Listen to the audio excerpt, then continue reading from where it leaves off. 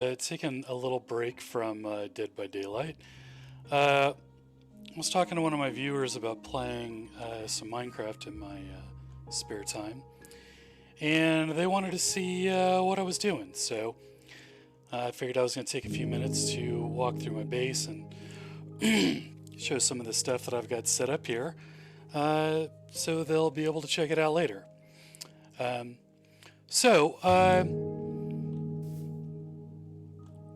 Obviously, this is all work in progress here. This isn't like completed builds that I'm trying to show off. This is just my personal Minecraft world that I've been playing in for a few weeks now. So anyways, I found a village over here and decided to move into this little structure that was next door to it, which is added by one of the mods in this mod pack, which is, the mod pack is called ATM7. Not sure which particular mod added the little hut over there, but it seemed like a great place to get started at. Early game Minecraft, I like to be able to have some place safe where I can wait out the night, yada yada, and this little pre-built house was a perfect place to start.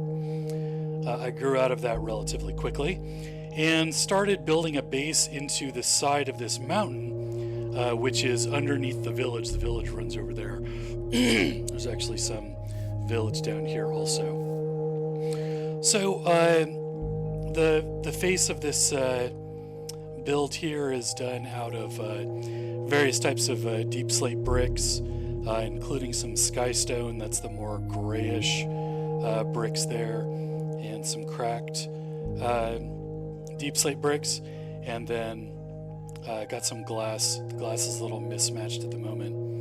Anyways, I've got to open up the inside of this more before it's really going to look the way I wanted it to. Originally, I was trying to do like some, church cathedral style large glass windows. It didn't quite turn out the way that I wanted it to. Using colored glass was suggested. I didn't have access to dye at the time, so I didn't bother. But the bigger concern that I have with it is essentially the place that I started building is way more off-center from the front of the building than I would like it to be. I'd like those windows to be shifted over a couple of blocks, and just haven't gotten around to making that move yet, or honestly really deciding exactly how I want to do that. But this is the outside. Originally, I was living up there on top where those windmills are, which is part of my power generation. But yes, this is the start of the base. So before we go inside, let's pop over up here. Yes, I have a jetpack. I'll get to that when I look more into my equipment. But this is a large place a large area I cleared off for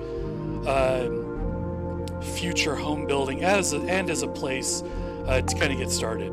Had my power generation here, had my storage back over here at one point. I've got this small automated fisher here that's picking stuff up. It actually is out of bait, so we're gonna take a second to make some bait. I've got a farm here. This was originally part of the village. I cleared it out so that it's growing food that I can use easily to generate bait for this little automated fisher. So we go over here and we drop in the carrots and the potatoes, and it instantly produces worms. We put those down here into our little fisher, and then this thing is going to tick off and pull more stuff out of the ocean. Let's see, it's about to complete. Let's see if we get anything interesting. No, it just gave us another salmon. But lots of food here if I need it. You also get some more interesting things like books. I can enchant this with, what is it, the Lure of the Sea. I need to get around to doing that, and I'll get better drops out of it. So yeah, that is on my to-do list. Originally, I had a waystone up here so I could hop up to where my stuff was quickly. These days, though, just about everything is down in the base itself. So this is part of my power generation. These wind generators are making 55 units of energy per tick. Ticks are like a fifth of a second, something like that. They get stored in this cube where I've got 6.4 million bits of electricity. I mean, it's not electricity, it's forge energy, which is what FE is. So MFE is million forge energy. So 6.4 million forge energy is stored in the cube. And these cables are pulling the energy out of the windmill and putting it in the cube. And then if we pull this up, you can see there's more cables going down into the base underneath. So I have a backpack. It is hotkeyed to my mouse so I can get to it easily. And this is all the stuff currently in my backpack. I went on a large mining expedition last night and have not finished cleaning up yet. So this is the upstairs energy storage. And let's go ahead and hit this. And New Homesfield is where I'm living currently. I'm going to move that up to the top. It should be a little more convenient than this other stuff. I have a mine colony that I don't do a whole lot with.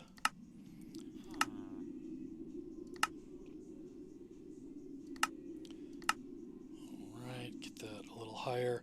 Home is that old home on the other side there. Power station is where I am currently because, again, this is where my power generation used to be. Okay, but let's hop into our house. So just to show you where we came from, this is the front door area. That's where I started up there. And this is the front of the house. So I started working on the entryway. The entryway is going to be decorative, right? There's not going to be a whole lot of use here.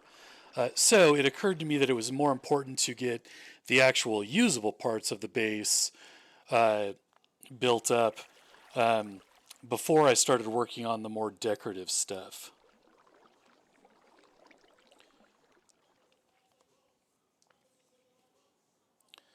Hold on one second. All right. So before I started on the decorative stuff, well, I mean, I did a little decorative stuff. I decided to start working on the usable portion. So this is my primary work area. Unfortunately, the waypoints get in the way a little bit. Can I turn those off for a moment? Enabled. Turn those off. Oh, that's just that particular waypoint. All right, well, it is what it is. I'll just look at an angle here. So here along the wall, this is part of my primary storage setup. These are what would traditionally be referred to as storage drawers, but storage drawers is a specific mod that provides drawer-like storage. So they're still using the drawer terminology, but this mod is actually called functional storage. You can see it up there at the top left. Anything that I'm looking at close by, I get a little window pop up there. It's, what am I looking at? I think it's called. Anyways, so these are drawers, and each drawer has storage upgrades, utility upgrades. The void upgrade just means that if it's full and you're putting more of that thing into it, that it should just destroy it. Because as you can see, this particular drawer, we've got 8,200 arrows, bones, and rotten flesh in there, right? And you don't need more than that, or at least I don't. So you throw a void upgrade in there, and it starts throwing stuff out when it fills up. And then these are compacting drawers. Again, I'm going to try and get an angle here. This is my iron drawer, and you can see there are 177 iron blocks, or there's 1,600 ingots, or 14,000 nuggets. Now, there's not actually that much in there. What there is 177 blocks. But what this compacting drawer can do is if I need an ingot or a nugget, instead of having to take the block of iron out, break it down into 9 bars, then break one of the bars down into ingots, into nuggets, it just does that for you automatically. So if I pull out one nugget, it'll actually do that translation for me. So the nice thing is I can just dump the stuff into my storage system and it automatically breaks it out into the different formats. These particular drawers over here are actually filled up by this mob grinder. And I'll go ahead and turn it on so you can see what it looks like. This is a wireless redstone transmitter. So this lever powers the redstone transmitter, which powers the redstone receivers on all of these mob spawners. Now these mob spawners were collected around the world in dungeons and things like that. And there's a mod in this pack called Apotheosis. And what it does, it modifies all of the mob spawners. And if you interact with them with certain items, like if you right-click a spawner with wool, it makes the monsters that it spawns totally silent. So that's why these guys are dying over here, and they're not making any noise. It's because I hit all of those spawners with wool to make them silent. I also hit them with a comparator, which lets you control them via redstone, and that's why I can turn the spawners on and off with this switch over here. You can see now they're back on and they're spitting stuff out. And what you can't see is there's also a spawner agitator on there. Do I have some with me? I don't think I have any spawner agitators on me at the moment, but I can find one here. There we go. So spawner agitators are added by a mod called Pneumatic Craft, and essentially when you place it on a mob spawner, it will continue spawning monsters even if you leave the area. Normally you have to be in range of a spawner for it to spawn enemies, but the agitator will allow it to keep spawning even when you're gone. So each of these has an agitator on it, it's got wool, it's got a comparator to make them spit stuff out, even when I'm not around, assuming I want it to and it's turned on. And the reason for doing that is this. This tank is filled with 1 million millibuckets, which is a lot, of liquid experience. So when my little mob masher here kills the enemies, it collects the... where is that? Let's break this so it's easier to see. This vacuum hopper picks up everything. So it picks up all of the experience, it picks up the items, you can see the items popping through here. It sends the items down and fluid to the east. So fluid goes into this tank, items go down into this, which drops them into one of the drawer controllers, and anything that the drawer controller won't accept gets sent down here into a trash can and gets destroyed. So some of these items I've decided I don't want, and they're going down there now. It's actually set up that way because the void add-ons for that drawer controller I was telling you about, they're not working properly. So basically anything that can't go into the storage drawers over there because all of the slots are full just gets routed into this trash can. So if I hit this little tap, it starts dropping experience, and as you can see, I'm leveling up. So I can turn that off, and now instead of being full, this thing has a little bit less fluid in it. But you can see if I keep checking the fluid level as stuff dies, it just builds right up. Oh, it's actually at max. There's only room for 40 bits, and it moves more than 40 at a time. But if I look at the hopper is starting to fill up again. So its internal reservoir was depleted by me leveling up. So yeah, it's pretty cool to generate both items and experience. The items are more useful early game, But because I threw an Enderman spawner in there, I have a lot of Ender Pearls. I've got 2,000 Ender Pearls sitting here. So, anyways, this particular group of drawers is tied to that that spawner over there, and I can actually demonstrate that. If I pull this out, if I click on this controller, it'll show you which of the storage drawers are linked to it. So that's actually a really cool feature that you can do that. So this is my first spawner. Every once in a while, Endermen get out of this spawner. This thing up here is a Ender inhibitor. It's supposed to stop them from teleporting when it's active, and it is active at the moment. You can switch it off, but it's not 100%. I actually threw another one on the wall over there, and every once in a while I get some Endermen taking off, and they kind of wander around my base. But so that's the first area. This is a secondary storage system. It's from a mod called RF Tools. It's a modular storage. It'll hold 500 stacks of 64 items. So if you put 500 unique items in, that'll fill it all up, or it'll hold stacks of items. So this is all the stuff that I don't tend to have a lot of, but I still want to keep for some reason, right? Like I've got a couple of extra backpacks in here. They're currently empty, but if I ever need extra backpacks, I've got them in there, right? Just random stuff that doesn't really go anywhere else. I'll just kind of finish scrolling through it real quick. Actually, I've got some of these crystals there. I'll go ahead and drop those in, right? But the heart of the storage system is this RF Tools storage scanner. Now, this thing doesn't actually hold any items itself, but what it does is it recognizes all of the storage around it within 20 blocks, and you can change that if you want. But so these are all items with inventory space that it knows about.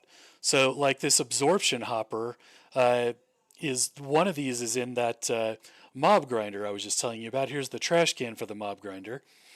Now, I don't have these routable, so it can't take stuff directly out of those at the moment because I don't want it to, but it can see all of this stuff. I should move those to the top, but I'll deal with that later. But, right, like here is one of the storage controllers, right? So this is all the stuff that's in those compacting drawers.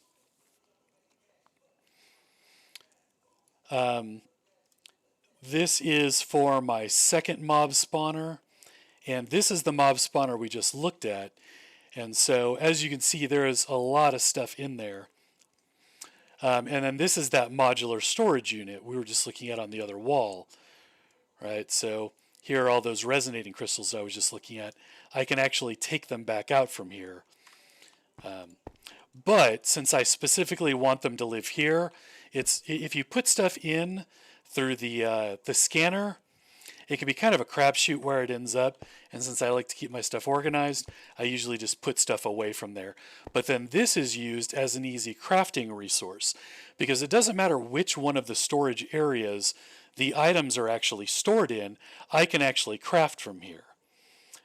So this is actually going to craft a data model for one of the other mods that I'm using. So why not? I'll go ahead and do that right now. Now, the redstone repeater is going to be in the modular storage. The lapis are in the one set of drawers. The gold is in a different set of drawers. But if I click here, I can pop one out, no problem, even though all that stuff is in different areas. So it's super convenient. So this is my second mob spawner. Now this one is not using, regular spawners. It's using this stuff, which is Dreadful Dirt, I think it's called. Yes, Dreadful Dirt. And basically, this will spawn hostile mobs if there's no, if light level is 5 or lower. Right, so I've got all of this tinted glass, which blocks light. So light's not getting in. and that's allowing the mobs to spawn here. Now, I've got these fans in the wall, which is why everything shoots over to this corner. That fan pushes stuff towards me. That fan pushes stuff that way. This one on the ceiling, in case spiders spawn, pushes stuff down to the floor. And then it all gets shot over here to the corner, where another one of these mob mashers kills everything. And then again, that stuff drops into this hopper. It pushes items into storage drawers. It pushes fluid up here. This fluid tank isn't full, which is why I've still got it running. Now this particular mob grinder, unlike the one in the other room, doesn't have a way to get rid of excess items yet. I just haven't really built it into it. But it gives me a chance to look at the armor and see if I care about the enchantments before I drop it in the trash can. Now, I can smelt the armor down in order to get nuggets out of it, but I just have so much gold and iron. It's just it's not important. You know, it's not worth the effort to build a smelting system for those. I actually had one in place at one point in that other grinder, but I just ended up replacing it with a trash can because, again, it was way too much effort. If there's one or two things, they still show up in the storage drawers over here because I haven't filled this one yet. And I'm going to try not to get sidetracked too much while I'm trying to finish this video. But as you can see, I've got another 1,500 ender pearls over here, along with another 4,000 rotten flesh. So, like, eventually you just end up with way more stuff than you really need. Yeah, I've got potions of healing and, what is that, potions of swiftness. Like, I don't even use this stuff. It's just here more because I have a little bit of a collection streak in me. And again, I've got switches over here to turn it off. I can turn off the fans. You see the fans aren't spinning, stuff's not getting blown towards the mob masher. This turns the lights on up there, which prevents most mob spawns. We'll still get slime spitting out of that, because slime will spawn in light. But that does stop most of the spawns. Alright, so over here I've got my Enchanting Setup. This particular version of the game, this modded pack, has changes to the enchanting system. Alright, you can enchant anvils in this game. So if I throw this in here, you'll see we've got these three different statistics: Eterna, Quanta, and Arcana. Eterna is your standard enchantment stuff. So you can see we've got 15 points, which is maximum for normal enchanting. That's how you get level 30 enchantments, right? But it shows that it can go up to 50. And then we've got Quanta, which increases the range. So if Quanta is high, in your level 3 slot, there's a broader range of the quality of the enchantment.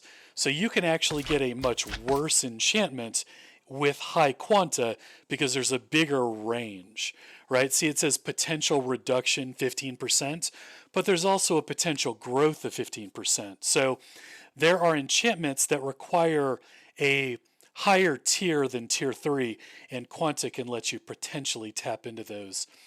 And then Arcana makes rare enchantments more common, but it's currently at 0, as you can see. And so bookshelves give you +1 Eterna. The candles give you a bonus Arcana.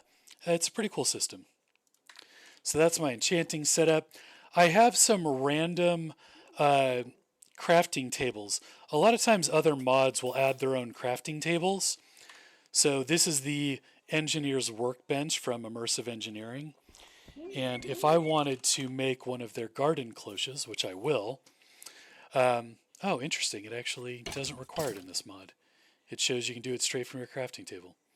Well, maybe I don't need that after all. This one, however, I have used. It's a glass blower's table. Do we have any glass on us? Let's get some glass.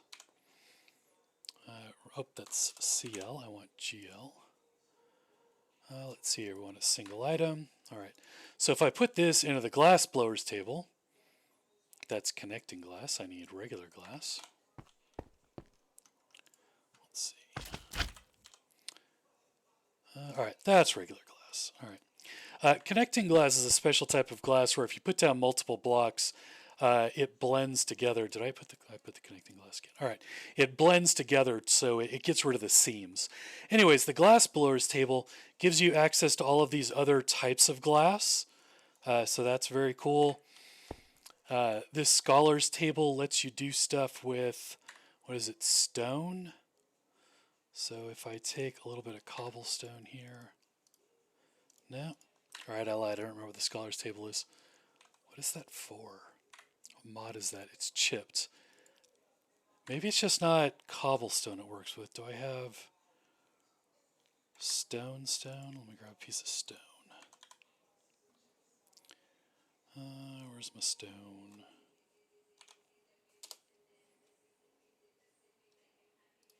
All right. Scholars table. Stone. All right. All right. No, I don't remember what it is. It's fine.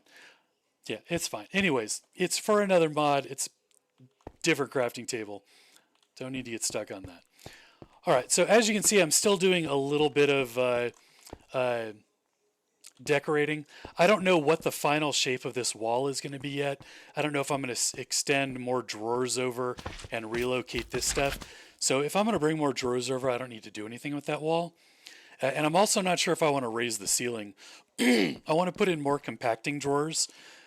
Excuse me. And I might want to raise the ceiling to accommodate those, so I haven't finished this over here. But when I needed to add more space, I built this little stairwell here, and that takes us downstairs to an additional power generation setup. And boy, does this thing make a lot of power. The windmills upstairs make, what is it, like 165 units of energy per tick. This makes 11,000 per tick. It's currently deactivated. This little pulse is trying to restart it, but I have it turned off on purpose because it was full. However, I have drained a lot of my power. As you can see, there is 0 in there now. So I actually need to restart it. So if we grab a stack of ender pearls, and again, we can see this has 0 energy. This has 0 energy, right? If we drop these pearls into the machine, it starts shooting the pearls from one energetic to the other. And every time it shoots the pearl, it generates a little squirt of energy, right? And it's currently making roughly, 4,000 per tick. It's launched 8 pearls, and it hasn't lost any yet. The problem is sometimes the pearls break in transit. And as a result, the next generator doesn't catch the pearl, so it doesn't have a pearl of its own to throw. So each additional energetic tends to make less power than the one before it, right? So you've got diminishing returns, right? The fourth one is not making nearly as much as the others. But I've only used 4 pearls since we've been here, and this already has 8 million units of energy in it, right? So it's ridiculously fast at generating energy. We've used 5 pearls. This is probably going to fill up before it uses all of those pearls. And remember, I've got 3,000 pearls upstairs, something like that, with an essentially infinite source of more. So, totally not worried about running out of pearls there. And meanwhile, this stuff is almost full already. Set up a little place here where I can farm nether wart since I've just gotten into potions. And I also built something over here. Those garden cloches I wanted to start making require this creosote oil. And you can only make it by burning coal in these coke ovens. So I will have to empty this out. Once this fills up, it stops burning. And if I remember correctly, there's no way to automate the collection of this stuff. I wonder if I have an empty tank ready to go already. I don't, so I will mess with that later. But yeah, so this room is, I don't know if this is going to be, this is likely not going to stay here permanently. I just needed some place to set this up. It's a little large. I actually need to make a graveyard, which is kind of funny to say. And then I just left a couple spots here to continue this. I like to set up a repeatable design for my bases. So I've kind of got this particular color scheme going with the day sight on this floor. I might change up the floor because this gets a little overpowering with the similar colors. But I'm using that and the archwood in these various rooms, along with the chipped version of the glowstone. Again, I dropped glowstone on that table and got this cooler design. I don't really care for the default glowstone design. Do I have some in here? No. So having other, essentially cosmetic ways of displaying glowstone is really helpful. And then these are just the shroom lights. I haven't looked to see if there are any other skins for those, but those actually look pretty decent.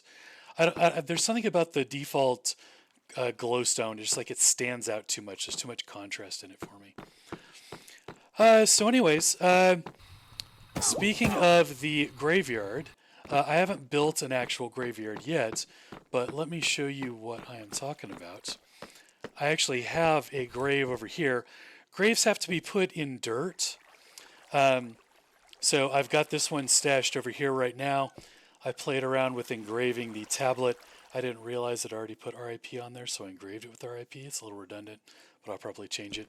Anyways, this little blue spinny boy here is actually a trapped soul. Graves will attract souls from time to time, and you can harness their power for stuff. I don't think I have anything on me to demonstrate that. This already has... That has a familiar in it. Anyways, one of the benefits of these graves with the souls on them is it allows you to remove enchantments from enchanted items. So I talked about those pieces of armor coming out of my my mob spawner. If one of those came out with an enchantment that I wanted, actually, you know what? Let's demonstrate this. I've got something with mending on it over here that I wanted to pull mending off of. Let's just do this now. Let's see, what was it? Yeah, so this has mending on it. And what I need, this is from the Corel Tombstone mod. And it's a book, but I don't remember what it's called. Let's just look at all the books. It is this one, the Book of Disenchantment. So it's some lapis, a regular book, and some grave dust. And there we go. So what we need is the item to disenchant in our offhand, the book in our main hand, and right-click on that, and there we go. I now have mending on a book. The shovel is gone, and the soul is gone. So it's a pretty cool little setup. So the last thing that I had forgotten to show off is actually this guy. This is not particularly important anymore. This was my second attempt at power generation. And essentially what this is a lot of lava behind some glass. And again, this is glass from that chipped mod. I think it's pretty cool. Let's dig our way up here. I didn't raise the ceiling up yet, as on my to-do list. But if we look here, there we go. You can see inside through the lava a bit now. And these are heat generators from a mod called Mechanism. And based on the temperature they're surrounded by, they generate energy. So this one's not currently generating any energy because this cube is full.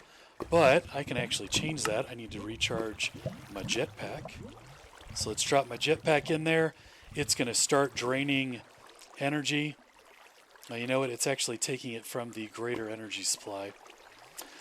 So this energy storage, the windmills, the energetic downstairs, all of the storage for those production areas is connected by a set of wires. So each one of those things has its own on-site storage.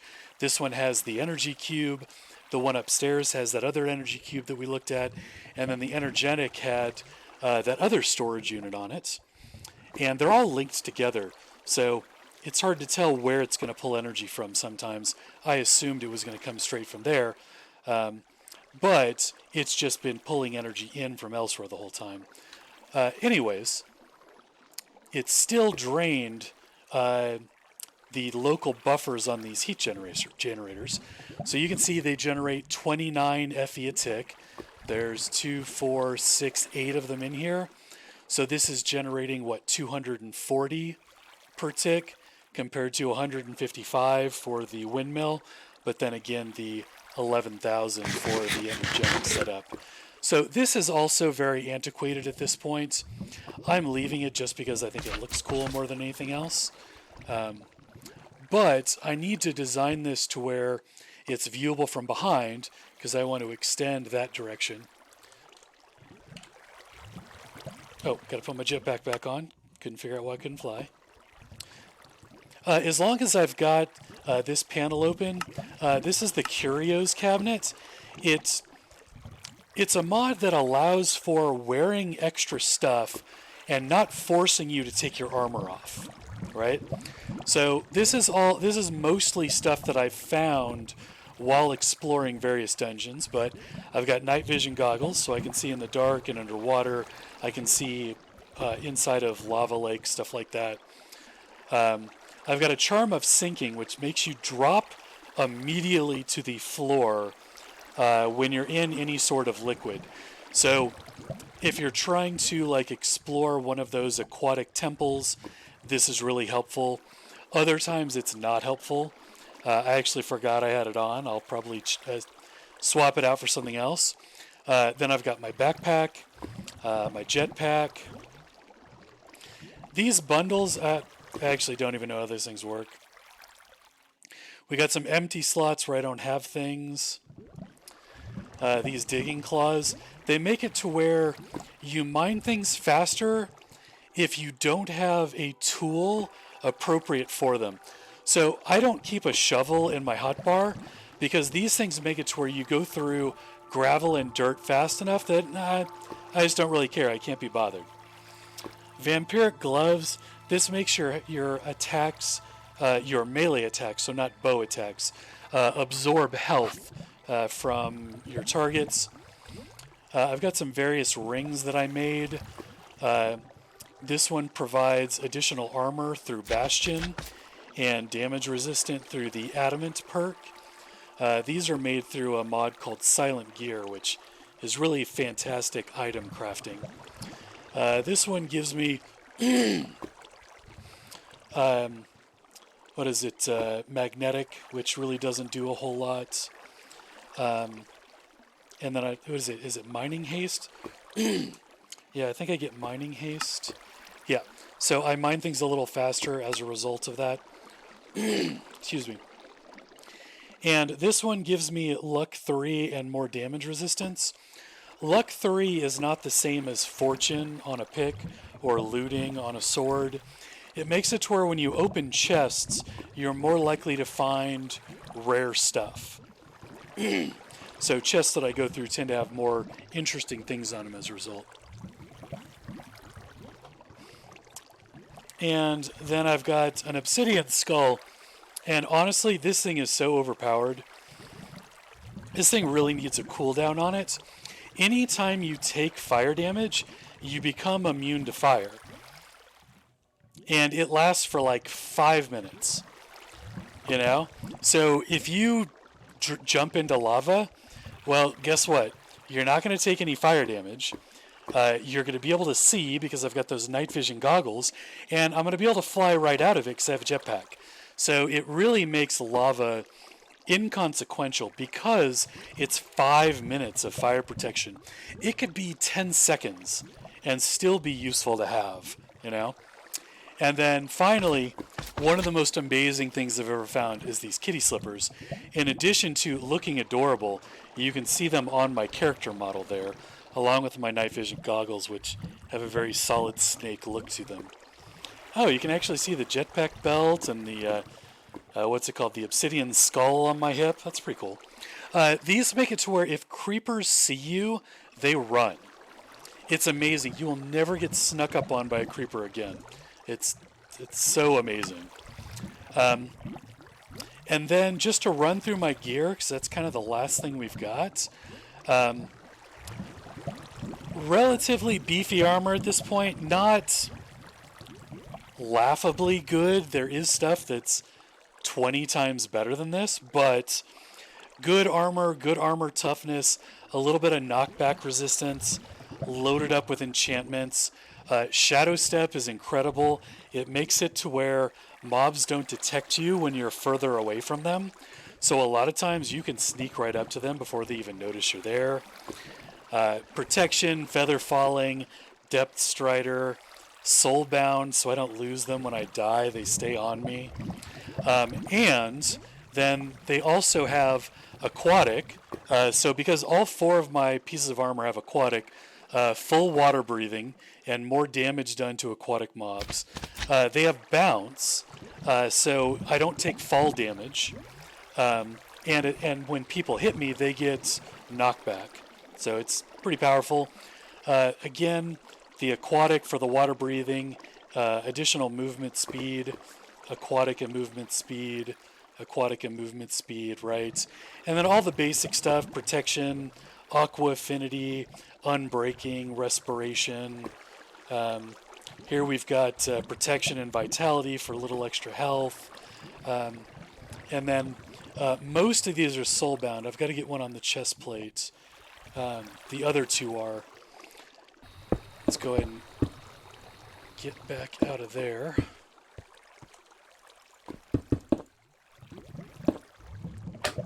You can hear the little squish from the fall damage from the slime boots. Pretty cool. Shouldn't there have been one more block? Let's drop it over here. Endermen have been taking this place apart. And then for weapons, we've got my sword here, which is very powerful. Again, I can make something that's 20 times stronger, so I haven't bothered upgrading it in a while, but Sharpness 4, Plague Bringer, so it gives negative status effects to stuff that I hit. Smite for undead damage, life stealing, unbreaking, severing, so it has the chance to create drops from a very specific mod. Leech for more health stealing. Capturing, it lets you get spawn eggs sometimes. I mean, very rarely, but you'll get spawn eggs occasionally. And then Vorpal is increased damage occasionally, and you get more mob skulls out of it. So you can see here's a Guardian spawn egg that I got thanks to that mod that I was telling you about capturing. Well, it's an enchantment, not a mod, but anyways. On my bow, Infinity doesn't do anything with the arrows that I'm using, but quick draw, punch, power, basic stuff. Silk Touch Unbreaking 2 on this pickaxe. I haven't even bothered adding the higher levels of Unbreaking on there, just because it's so easy to repair these using silent gear. So my backpack has a crafting table built into it, and I've got this repair kit. So if I drop my pick in here, I mean, that's it, it's repaired. This holds 32 ingots of metal. In this case, I've got Signalum in there, which is way higher tier than necessary. But you just fill up the repair kit with ingots, and you can repair your stuff on the go. So it's so easy and convenient, I haven't even bothered upgrading the Unbreaking on this. And then I've got a hammer, which lets you mine in a 3x3, which... There you go. You can pop out large blocks of stuff like that, which is nice for building and clearing out large areas. And then finally, my newer pickaxe. This one is a higher level. But again, the only reason I made this is because I needed something without silk touch. Because occasionally there are just certain blocks you need to mine without silk touch. And that's really it. That is what I am working with currently. And what I've currently got set up in my base. I figured I missed that pressure plate. So that's it. Still got some old torches here. I don't really need iron ones. But that is the base. So thank you for taking on a little tour of the base with me. I'm going to go ahead and shut the stream down for now. But thank you for tuning in, and hopefully we will see you next time.